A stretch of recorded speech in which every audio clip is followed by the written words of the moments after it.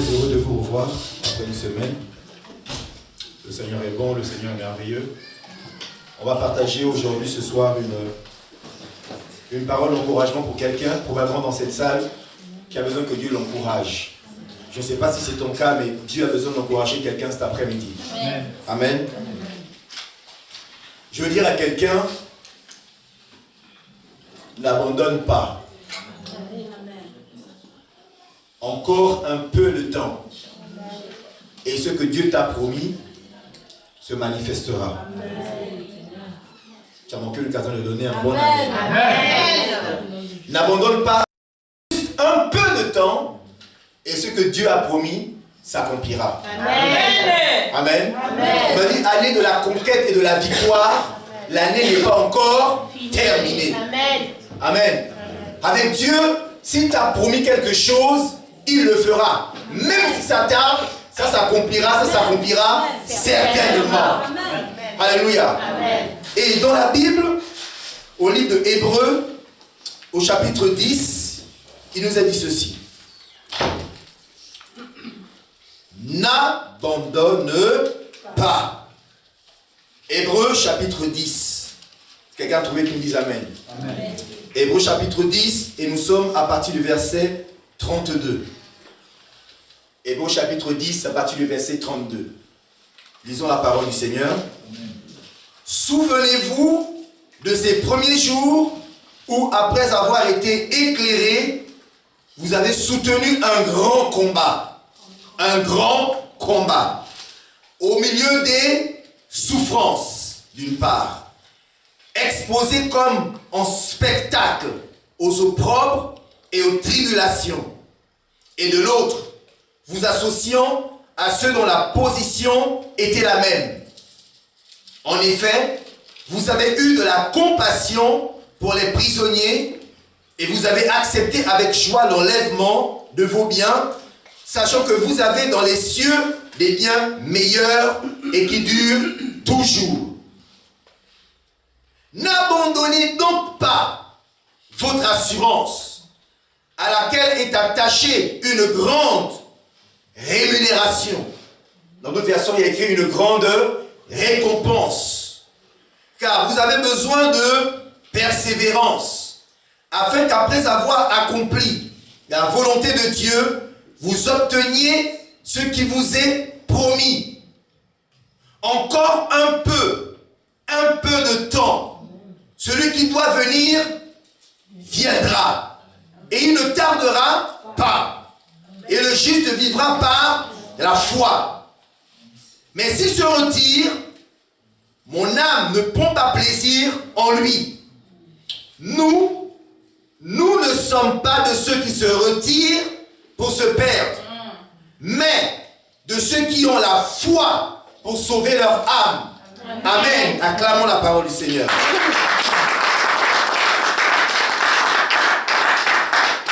Ici, on nous parle des personnes qui sont passées par un grand combat.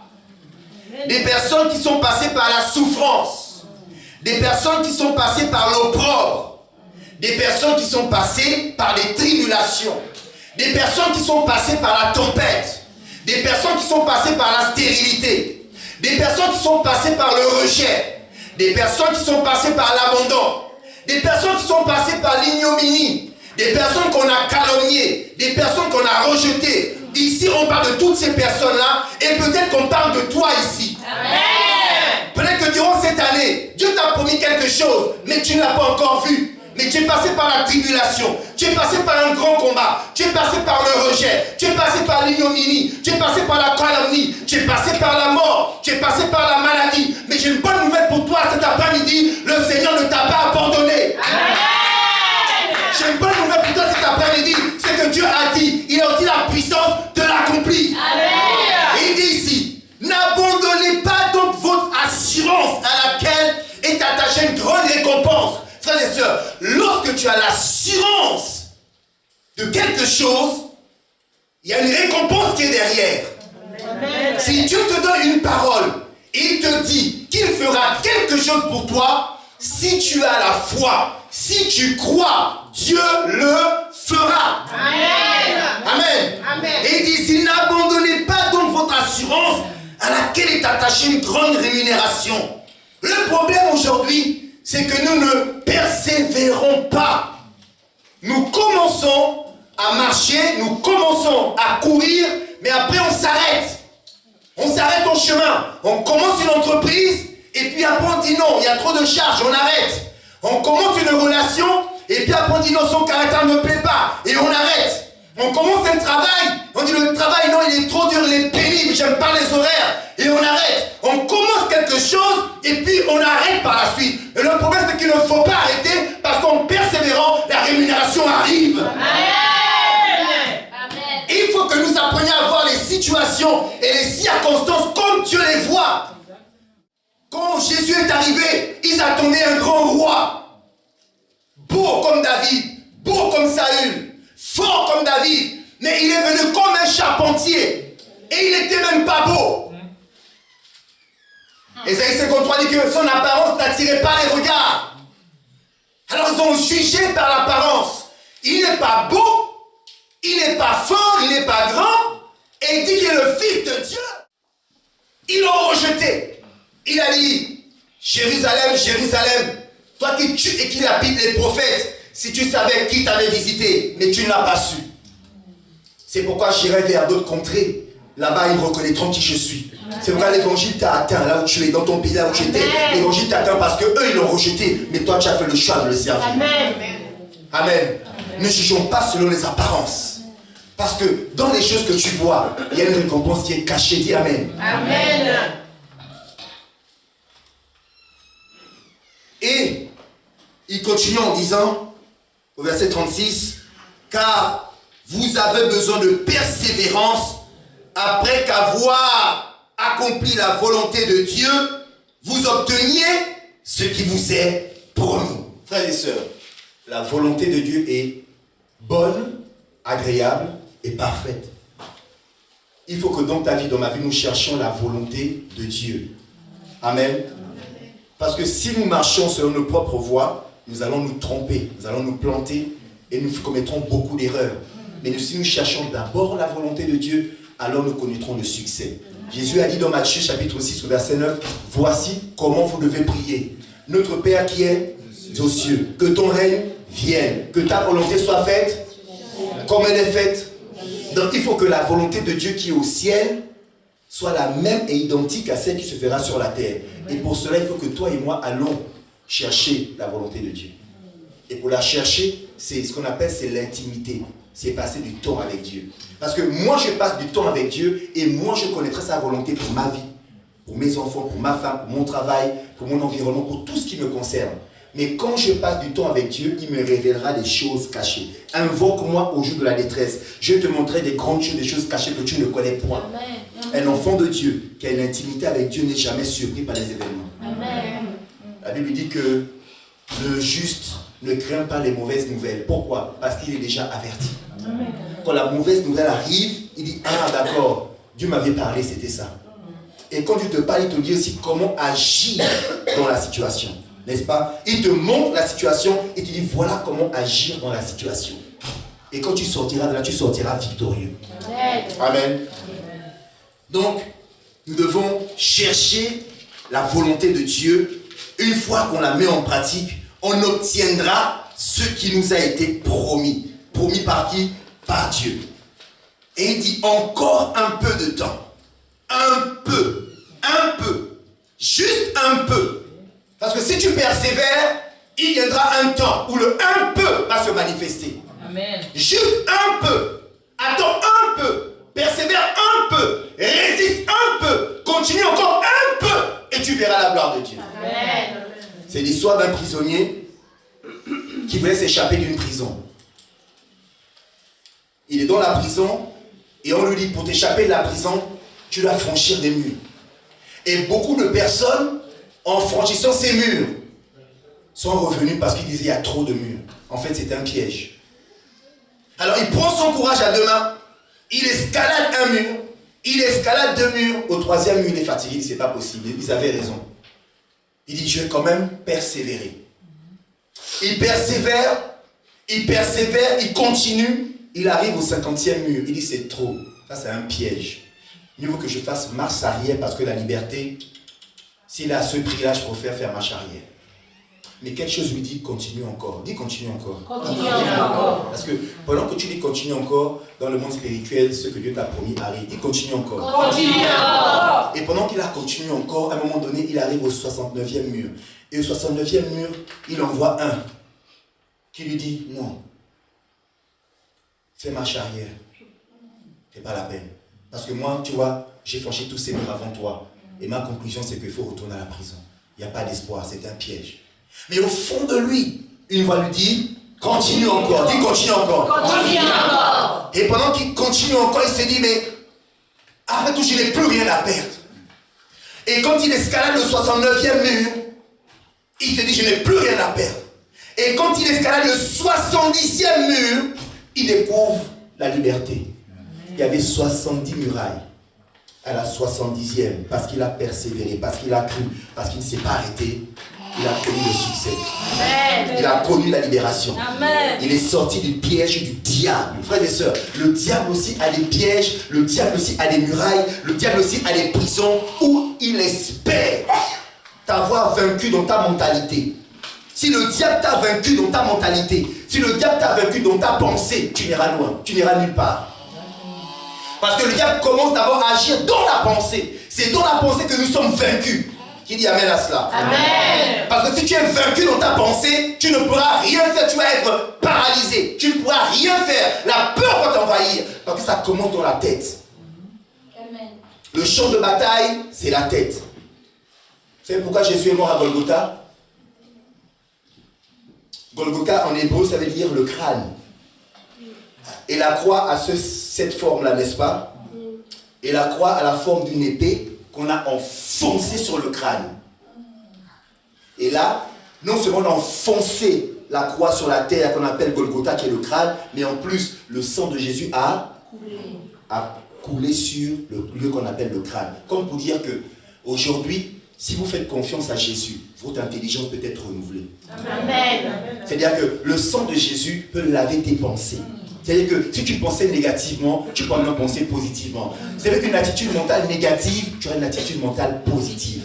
Et c'est ce qu'on appelle la foi. La foi, c'est croire que même s'il y a un mur devant moi, si Dieu me dit de passer, je passerai. Amen. Parce que si Dieu me dit de passer, c'est que Dieu n'est pas fou. S'il dit que je passe, je passerai. Amen. Amen. Et donc, après avoir escaladé sur 70e mur, il a eu la libération. Frères et sœurs, apprenons à persévérer. C'est quand les choses deviennent dures qu'il faut insister. Quelqu'un avait dit une fois, j'aime bien dire cette phrase, il dit c'est un pasteur, il disait que lorsque les choses deviennent dures, seuls les durs avancent. Amen.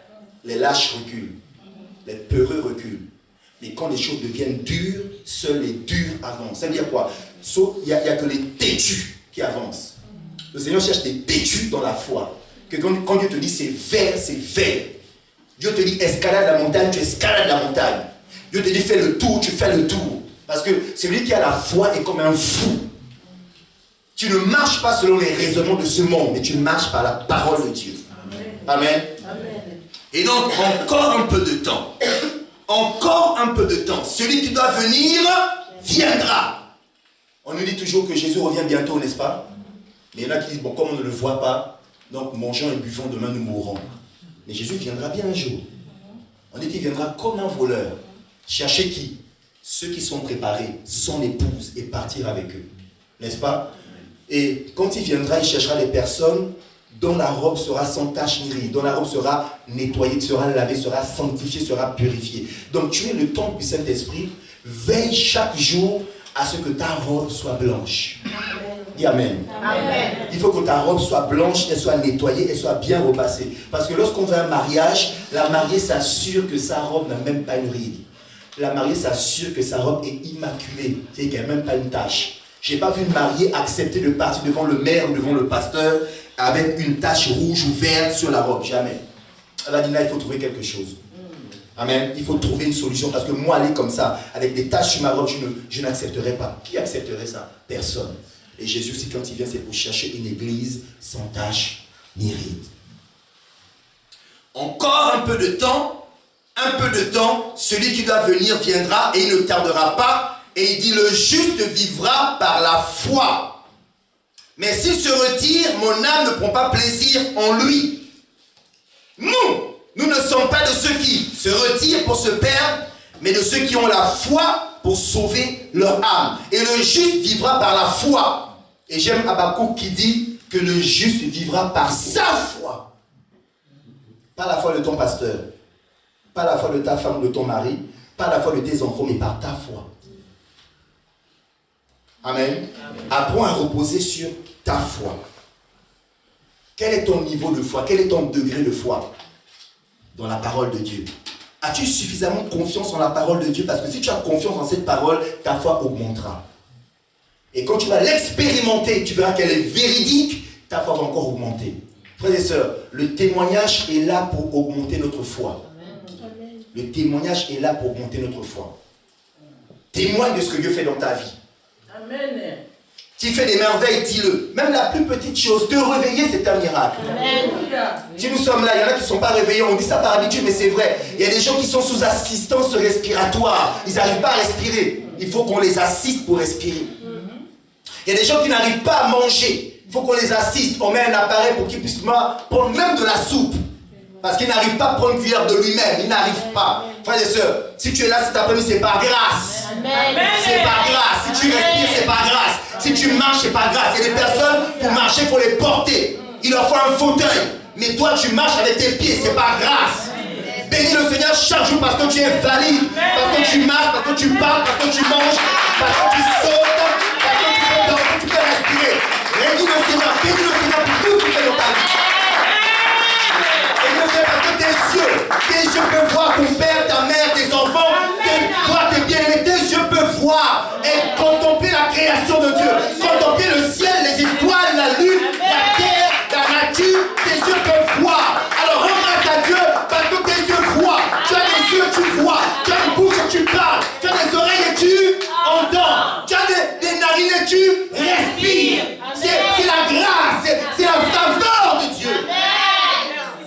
Oui, on peut dire merci à Dieu pour tous ses bienfaits. David dit, mais comment rendrai-je à l'Éternel tous ses bienfaits envers moi? Tellement il fait des choses dans ma vie. Il me donne à manger. Il me donne un travail. J'ai une maison où je dors. Avant, je dormais dehors. Maintenant, j'ai une maison où je dors. Il y a mon nom. Il y a mon nom sur la porte. Quelle grâce! Quelle grâce! À la fin du mois, j'ai un salaire. Quelle grâce! Mon enfant peut avoir du lait. Peut avoir des vêtements, quelle grâce!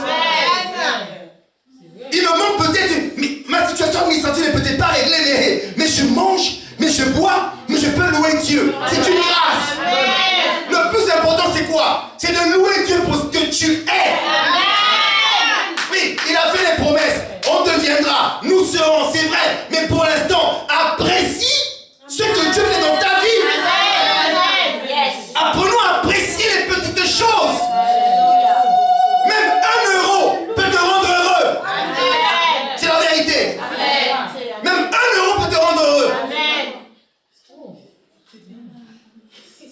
Il y a des gens pour un morceau de pain, saute, danse et loue Dieu.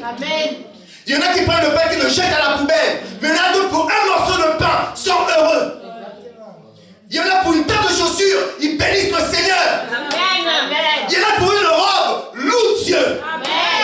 Il y en a parce qu'ils ont pu vraiment s'acheter à manger, aller à Carrefour, je ne sais pas où. Quand ils rentrent à la maison, le frigo est plein, ils louent Dieu. Oh Seigneur, merci. Frères et sœurs, il fait tellement de choses dans nos vies. Tellement de choses dans nos vies. Ne soyons pas ingrats. Ne soyons pas ingrats. Ne soyons pas ingrats. Je dis, ne soyons pas ingrats. Ne soyons pas ingrats. Ne soyons pas ingrats. Soyons reconnaissants. Faisons des actions de grâce. Chaque matin quand tu te lèves, oh Dieu, je te loue, je te rends grâce que je suis une créature merveilleuse. Je te loue, je te rends grâce. Mes yeux ont vu mon mari, ma femme qui dort, mon enfant respire. Oh quelle grâce Seigneur. Apprenons à apprécier ces moments-là. Apprenons à apprécier ces moments-là. Apprenons à apprécier ces petites choses. Pour Dieu, il n'y a pas de petites choses. Pour Dieu, tout est important. Le bébé que tu tiens, oh Seigneur, merci pour ce bébé. Combien de femmes n'arrivent pas à enfanter? tes bras. Rends grâce à Dieu pour cet enfant. Rends grâce à Dieu pour cet enfant. Bénis le Seigneur pour cet enfant. Acclame Dieu pour cet enfant qui t'a donné. Parce qu'il est digne de recevoir la gloire, la louange et les acclamations. Il est merveilleux, il est puissant, il est victorieux.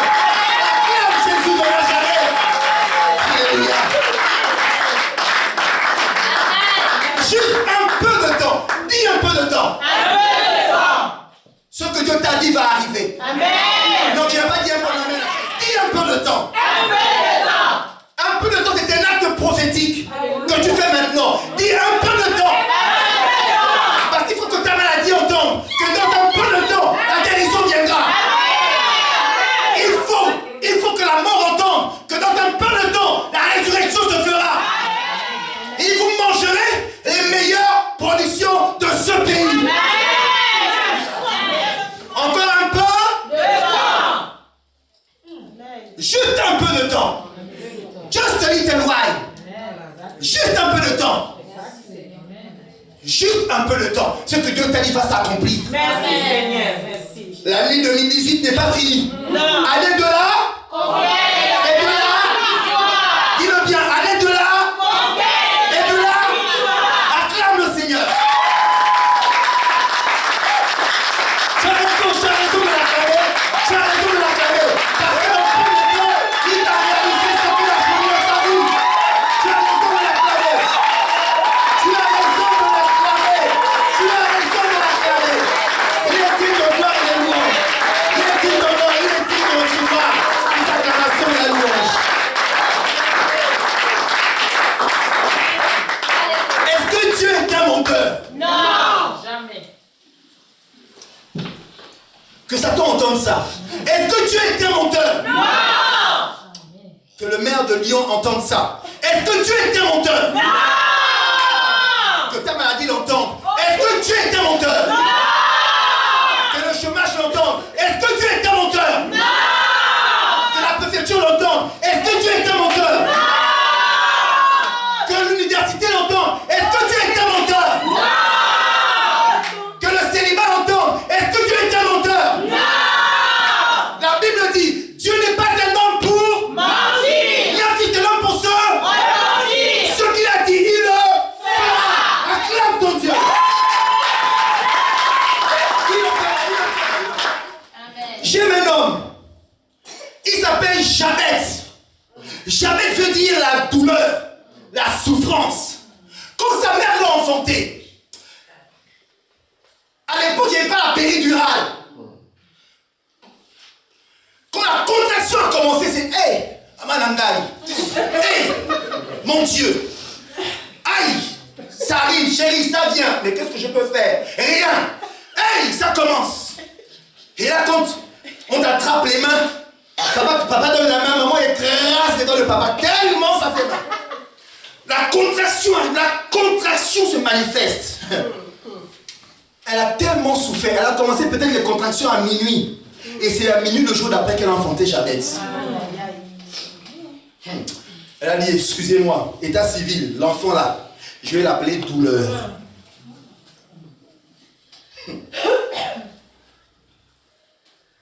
Le papa dit, on va encore faire comment? Tu as tellement souffert que là, je ne vais pas discuter avec toi. Je vais aller à la mairie, on va l'appeler donc 111, douleur. Voilà. Il va à l'école, douleur, présent. Il va à l'université, douleur, présent. Quand le temps du mariage arrive, douleur. Moi, avec un gars qui a un nom comme ça, pardon. Finalement, il se retrouve célibataire parce que le nom là effraie, le nom là fait peur. Il y a qu'un gars comme ça là, il risque de me donner ça à douleur. C'est contagieux, c'est transmissible. N'est-ce pas? Elle dit non, donc il était là, un moment donné, il a dit assez, c'est assez. Dis avec moi, assez, c'est assez. Assez, c'est assez. 1 Chronique 4. Il a dit assez, c'est assez. J'aimerais que, quand tu vas prier là ce soir, que tu pries comme Jabez. Que tu bouscules le ciel comme Jabez. Que ta bouche puisse s'ouvrir comme Jabez. Ah my God. 1 Chronique chapitre 4, vous y êtes? Amen. 1 Chronique 4, verset 9 et 10. Au nom du Seigneur. Amen. Yabet était plus considéré que ses frères. Sa mère l'appela du nom de Yabet en disant « C'est parce que je l'ai enfanté dans la douleur ». Yabet invoqua le Dieu d'Israël en disant « Si tu me combles de bénédictions, Si tu me... comble. Non, dis-le bien. Dis-le comme si c'était toi-même. Si tu me combles de bénédictions et que tu étendres mes limites, si ta main est avec moi, et si tu fais que loin du malheur, j'échappe à la douleur, et Dieu accorda ce qu'il avait demandé. » Point. Amen. Amen. On ne sait pas qui est ce Jabet. Dans 1 Chronique 4, on nous parle de tel fils de tel, tel fils de tel, tel fils de tel, tel fils de tel. On ne raconte pas leur histoire. Dès qu'on arrive à Jabet, Dieu dit pause. Dis avec moi pause. Pause. Le pause que tu c'est un acte prophétique. Dis pause. Pause. Aujourd'hui, Dieu fait une pause sur ta vie. Amen. Quelqu'un n'a pas saisi. Aujourd'hui, Dieu fait une pause sur ta vie. Amen. Il était en train de raconter des histoires. Il parlait et puis on dit pause. Amen. J'ai vu le pasteur Gérald, pause. Woo, my God. Quand Dieu fait une pause sur toi, c'est-à-dire que c'est lui et toi. Amen. Et que maintenant ses regards sont fixés sur toi. Amen. C'est que tu te dis que si Dieu ouvre la bouche là maintenant, ma vie change. Amen. Il a parlé de Jacqueline, de tantine machin, hein, de tel, il n'a rien dit. Mais arrivé à toi, il fait une pause. Amen. C'est la vie de qui là? Amen. Il fait une pause. Amen. Et quand il fait la pause, maintenant il élargit un peu là. 2 points. Non, point virgule. Il était plus considéré que ses frères. Donc en gros, c'est quelqu'un à cause de son nom là. Il s'est battu dans la vie pour réussir. Il y a des gens, ils disent que non, je suis né dans une mauvaise famille. Ma famille était pauvre. Donc on n'a pas le choix que de se battre dans la vie pour réussir. Vous avez des gens comme ça, les parents étaient au village. Il a quitté le village, il était à pied, pieds nus. Il est arrivé dans la capitale. Il a commencé à vendre des cacahuètes, vendre des tomates. Il a commencé à acheter des chaussures. Il a acheté un petit coin, il vend dans son marché. Au fur et à mesure qu'il a confiance en lui-même, en son destin, Dieu bénit. Dieu envoie les clients. Son échoppe grandit. Il continue, ça grandit. Il continue, ça grandit. Un jour, il achète une maison. Amen. Un jour, il se marie. Amen. Un jour, il y a la famille qui est au village, venez me rejoindre ici. Maintenant, je suis bien. Amen. Il s'est battu. Donc, il était plus considéré que ses frères parce qu'il s'est battu. Sa mère lui donna le nom de Jabet en disant, c'est parce que je l'ai enfanté avec douleur. Ça, on a déjà parlé de ça. Point. Mais il s'est dit non. Le nom que ma mère m'a donné me porte préjudice. Ce nom-là me cause des problèmes. J'ai même du mal à trouver une femme, avoir une vie stable. Malgré ce que j'ai là, ça ne me suffit pas. Le nom là est un obstacle. Ce nom est un blocage.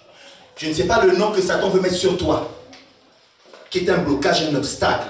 Mais cet après-midi, ce nom-là saute au nom de Jésus. Amen. Au nom de Jésus. On disait, la femme atteinte d'une perte de sang depuis 12 ans. C'était son nom. Qu'est-ce que Jésus a fait? Il a arrêté ce nom-là. Amen. Quand elle a entendu parler de Jésus, elle s'est dit, si je peux seulement toucher le bord de son vêtement, mon nom va changer. Amen.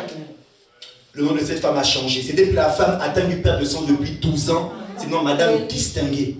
Madame prête à se marier. Madame, j'ai les moyens. Madame, je suis belle. Madame, je n'ai plus les habits noirs que j'avais là. Maintenant, c'est des habits bien là, colorés, tout ça là. Je suis là, tranquillement chez moi. Maintenant, c'est les gens qui parlent. Ce n'est pas la femme atteinte de... Non, c'est pas elle. C'est elle a changé d'adresse. Ne me cherchez plus là-bas. Oh. Dieu a changé mon adresse. Oh. Donc, quand les gens venaient, ils disaient non, non, non. Elle est là-bas. Ici, là, c'est pas moi. Là, c'est une autre femme. Avant la fin de cette année, le Seigneur va l'accomplir dans ta vie. Et les gens disaient que ah, elle est comme ci, il est comme ça, le machin. Dieu arrête ça aujourd'hui. Il fait une pause dans ta vie, il arrête ça aujourd'hui. Maintenant, tout dépend de toi. La Bible dit, Jabet invoqua le Dieu d'Israël en disant, si tu me bénis, oh my God, savez, Dieu aime qu'on le provoque. En fait, on ne provoque pas assez Dieu. Je vous dis la vérité. Laisse d'abord ta Bible.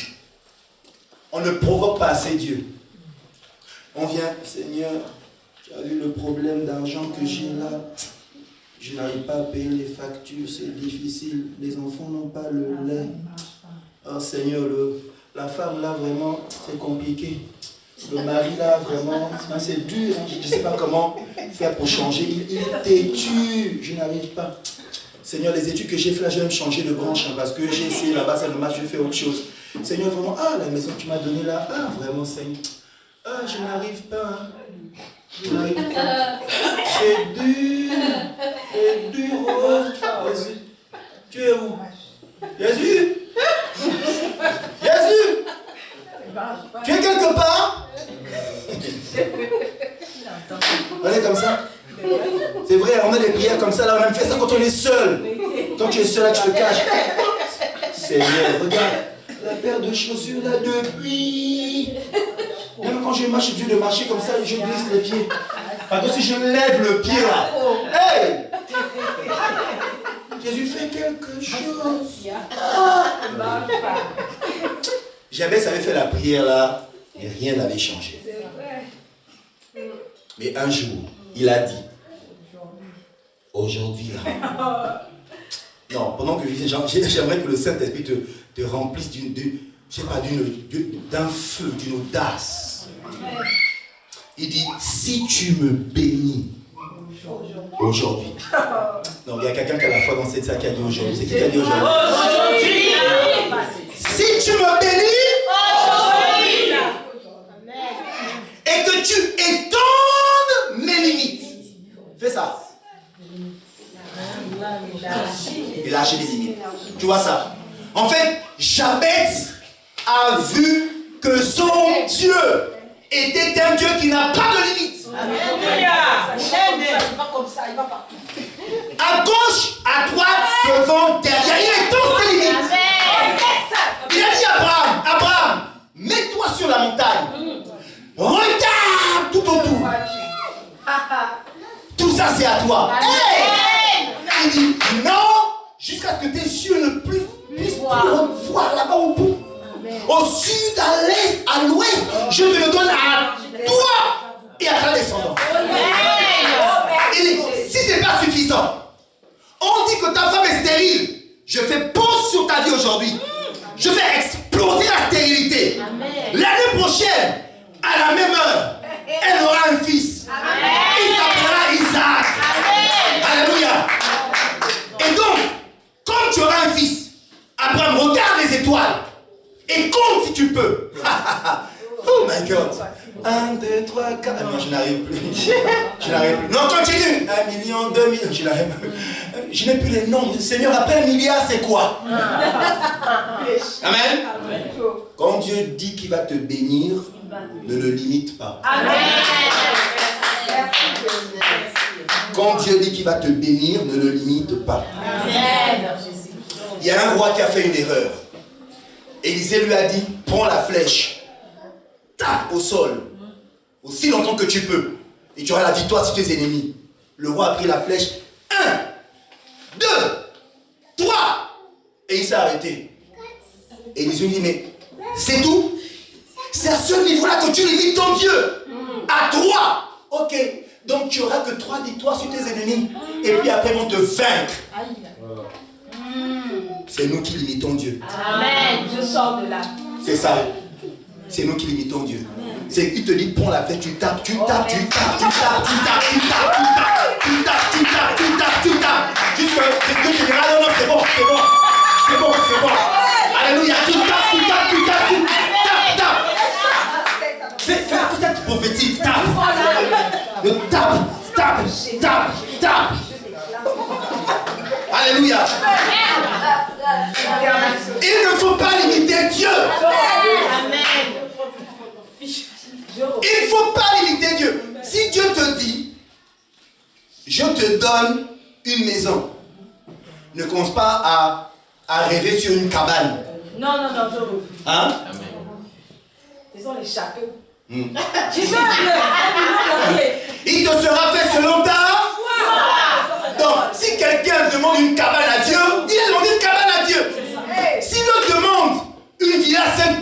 5 chambres ou 5 toilettes ou 5 douches, 5 salles de bain, 5 salons. C'est ça foi. C'est ça, foi. Et Dieu va respecter ta foi. C'est toi qui mets des limites à ta foi. Et jamais s'est dit non, je ne vais pas mettre des limites, je vais étendre mes limites. Il a provoqué Dieu. Si ta main est avec moi, et si tu me préserves du malheur, en sorte que je ne sois plus dans la souffrance du nom de Jabet, il a continué à parler, puisqu'il y a des points de suspension dans ma Bible. Chez vous aussi. Il y a des points de suspension dans ta Bible. Hein? Il y a 3 petits points, non? Ça veut dire qu'il avait tellement parlé que Dieu a dit non, c'est bon. C'est bon, j'ai entendu. Cette femme avait la foi, elle était pauvre. Les créanciers sont venus prendre ses 2 fils pour dire que ton mari, le pasteur, là, hein? Ton mari, le pasteur, là, a laissé des dettes. Oh Jésus. Je lui dis, c'est une affaire de foi. Ton mari, le pasteur, là, je dis pasteur parce que je suis pasteur, dans la Bible on dit prophète. Non. Ton mari, le pasteur, là, a laissé des dettes ici, donc on vient chercher tes 2 garçons, là. Ils vont travailler comme esclaves chez nous. Elle a pleuré, et puis un jour, le prophète Élisée arrive. Maman, qu'est-ce qui se passe? Ah! Le ministère, là, c'est pas facile, hein? Je ne sais pas où est-ce qu'il est parti s'endetter pour la salle, pour les chefs, pour les micros, je ne sais pas. Mais depuis qu'il est mort, là, maintenant, c'est moi. Ah, Jésus, aide-nous. Élisée lui a dit une chose. Qu'est-ce que tu as chez toi? Elle dit, j'ai que un petit vase avec de l'huile. C'est ça, hein? Qu'est-ce que tu as à la maison? Dis à ton voisin, demande-lui, qu'est-ce que tu as à la maison? Qu'est-ce que tu as à la maison? Ah ouais, Chamin, qu'est-ce que tu as à la maison? Hein? Non. Il y a quelque chose. Il y a quelque chose que tu as. Quand Dieu dit, qu'as-tu à la maison, c'est qu'il a déjà vu ce que tu as. Elle a dit oui, effectivement, j'ai un vase et il y a de l'huile dedans. Il dit c'est bon. Maintenant, il ne faut pas avoir une petite mentalité. Il ne faut pas te limiter. Va maintenant chez les voisins. Va chercher autant de récipients que tu peux.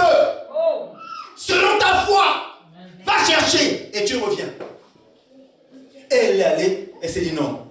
Les dettes que le gars a laissées, non. Je vais aller même 6 fois dans l'autre village, j'irai dans l'autre village. Elle est partie chercher, elle a pris les enfants, ils ont ramené, il n'y avait plus de place dans la maison. Et Élisée a dit, prends l'huile, verse dans chaque récipient. Et tous les récipients se sont remplis.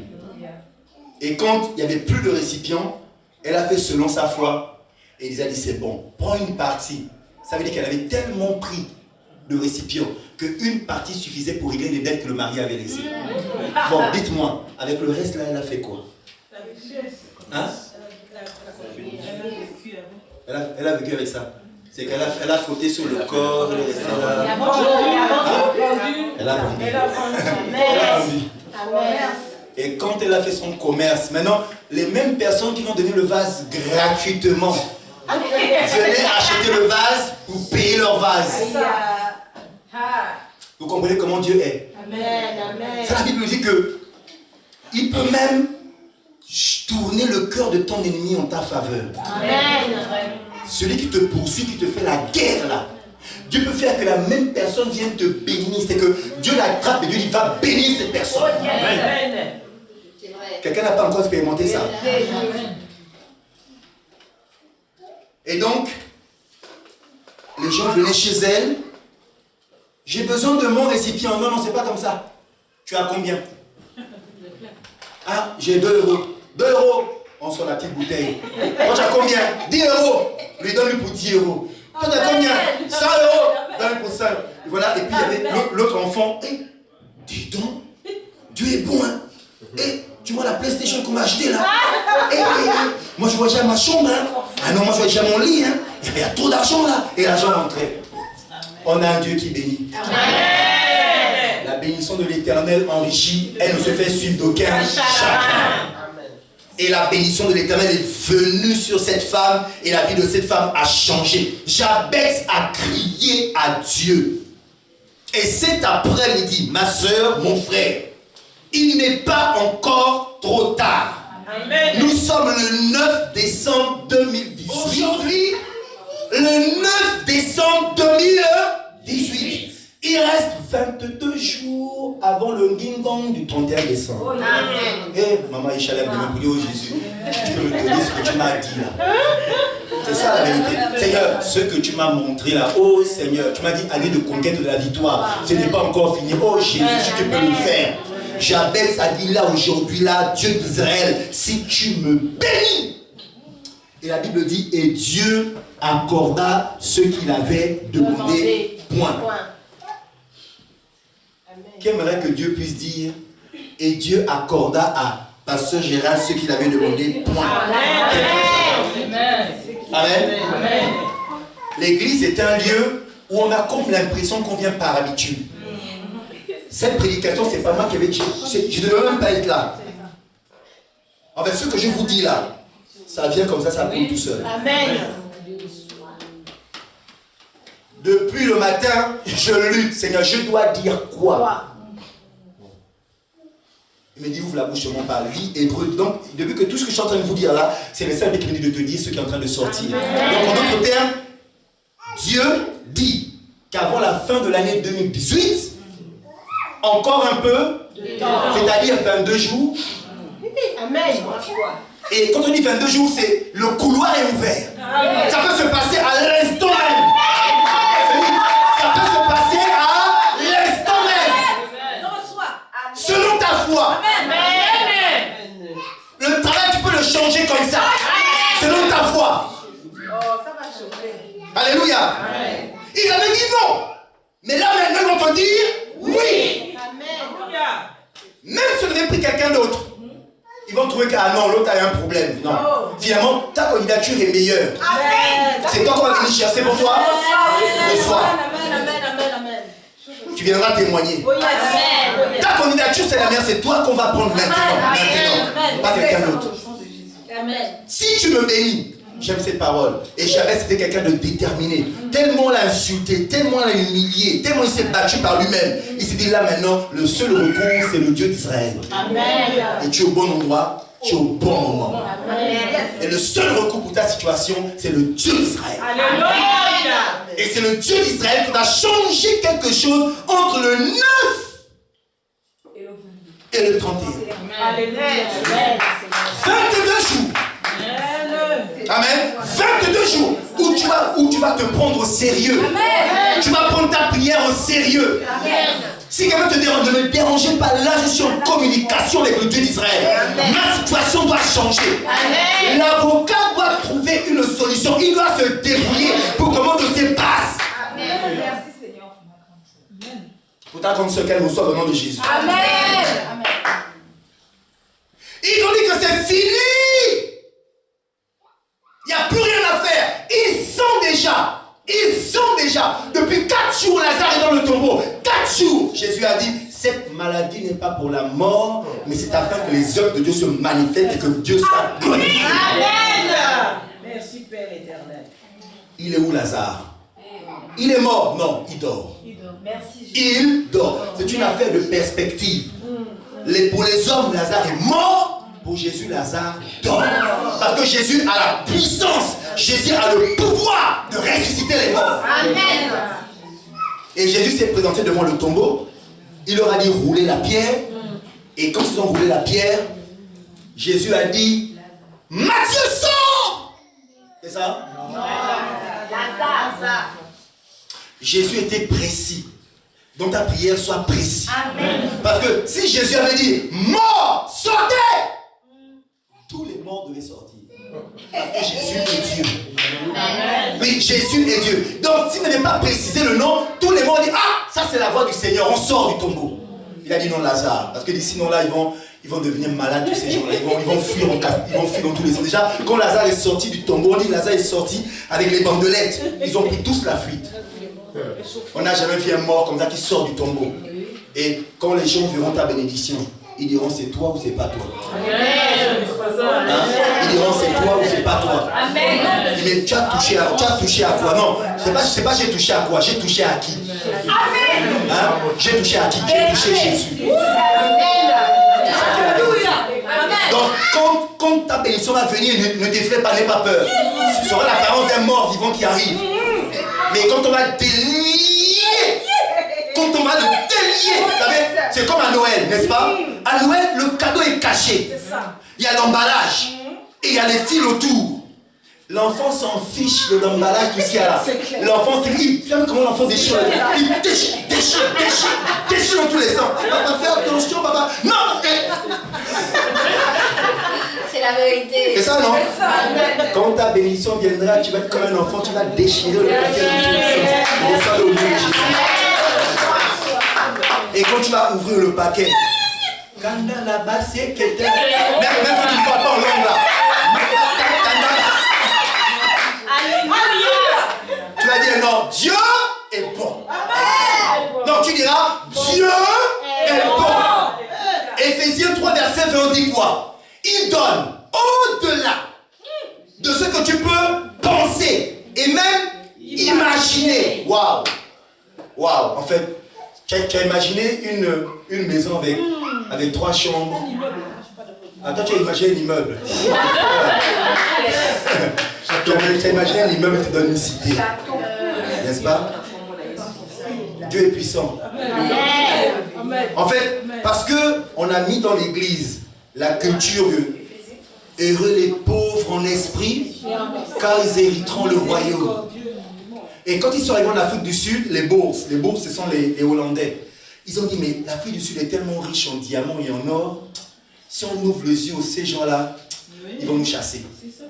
On va prendre la Bible et leur dire, hein, d'abord, qu'ils sont les enfants de Canaan et qu'ils sont maudits, parce que le père de Canaan avait vu la nudité de son papa Noé.